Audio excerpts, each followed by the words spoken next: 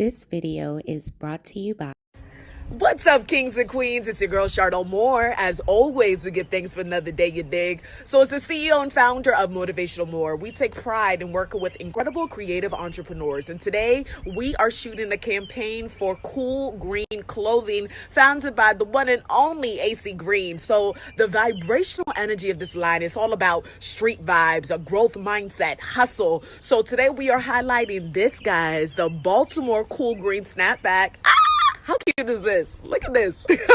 So we're going to have so much fun on the shoot. And I'm telling you, follow cool green clothing. It's so important for us to support our entrepreneurs. There's so much talent in Baltimore. And as a creative entrepreneur myself, I know how hard it is. And I love to see just people going out there and going for their dreams. So let's get it. What's up, YouTube fam? It's your girl, Mrs. Tony 2 times, and I'm back with another video.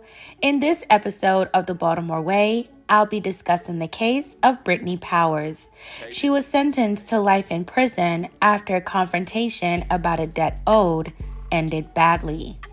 Before we get into this video, shout out to all of our Day 1 subscribers and welcome back to all of you who have recently joined the 2 times fam. And if you're new to our channel, I invite you to subscribe. Go ahead and click that notification bell to get notified every time we upload. If you're walking with the content, smash that like button. Feel free to share this video with everyone you know. Make sure you watch until the end to hear the full story. All right, let's get right into it. October 22nd, 2013, in East Baltimore, 23-year-old Brittany Powers was approached on the street by 24-year-old Gwendolyn Johnson. Gwendolyn asked Brittany when she was going to pay her $70 that she owed her. Brittany was on the phone with her girlfriend who was incarcerated when Gwendolyn approached her. According to sources, Brittany responded to Gwendolyn saying, "You'll get it when I give it to you." Then the two began to fight. Gwendolyn's girlfriend was with her when the fight broke out. Other people that were present attempted to break up the fight 3 different times, according to reports. After the 3rd time, Brittany and Gwendolyn would go their separate ways. However, according to reports, the dispute between the 2 women was not over yet. Records say that 45 minutes later, Gwendolyn and her girlfriend came into contact with Brittany again on the 800 block of Abbott Court in Latrobe Projects in Baltimore's Old Town neighborhood, where Gwendolyn and her girlfriend lived. The issue of the $70 came up again. According to documents, Brittany then said to the women, "I'll take out both of you B words," pulled out a weapon from her sweatshirt, and fired one shot that struck Gwendolyn in her lower back. Documents go on to say Brittany would then fire a second shot that missed Gwendolyn's girlfriend before running off. Gwendolyn's girlfriend then called 911 and tried to resuscitate Gwendolyn, but sadly to no avail. Gwendolyn Johnson lost her life that day. According to records, an assistant medical examiner revealed that the bullet that struck Gwendolyn entered her left hip, traveling upward, striking a number of vital organs, causing her passing. When Gwendolyn's girlfriend was interviewed by investigators, she pointed out Brittany Powers in a photo lineup, identifying her as the person who shot and took her girlfriend's life and also shot at her but missed.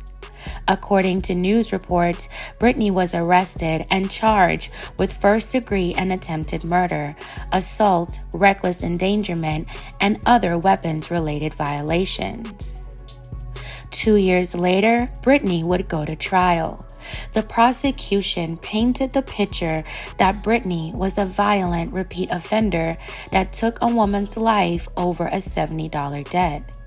According to records, during Brittany's trial, Gwendolyn's girlfriend testified to what she had said happened that day back in October 2013.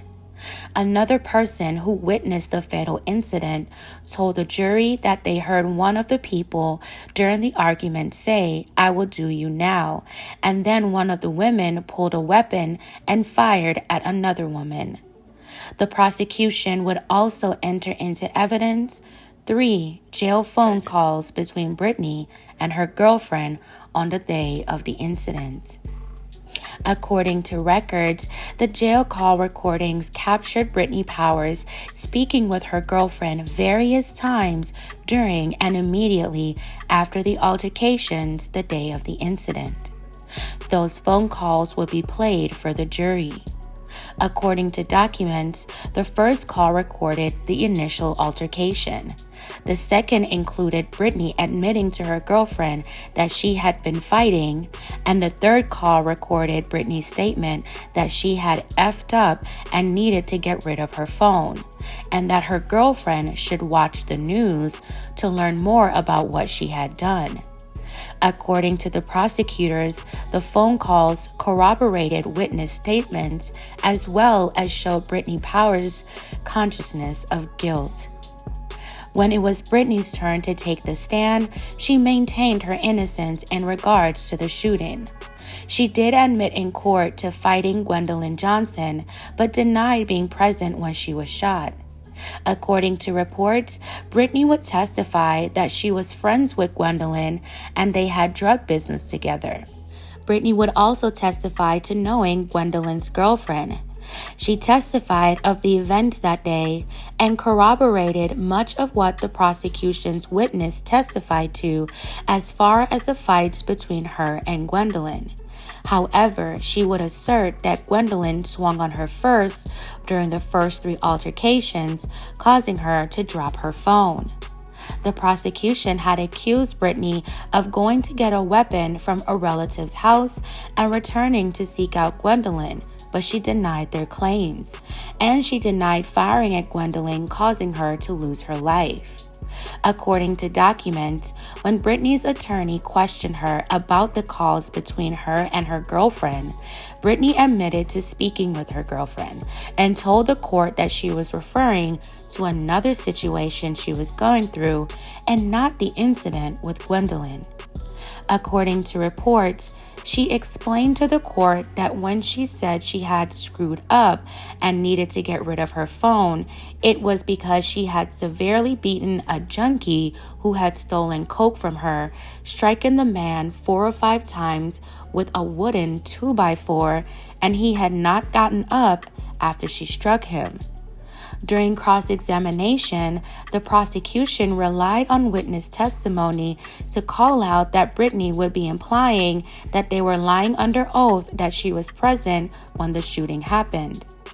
Brittany would respond that the witness was not telling the truth about her involvement. Brittany would continue to maintain her innocence. As the case came to a close, Brittany was found guilty. The jury convicted her of first-degree murder, attempted first-degree, and weapons charges. On June 4, 2015, Brittany was sentenced to a combined term of 2 life sentences to run concurrently, with the maximum of all but 50 years suspended and 5 years probation.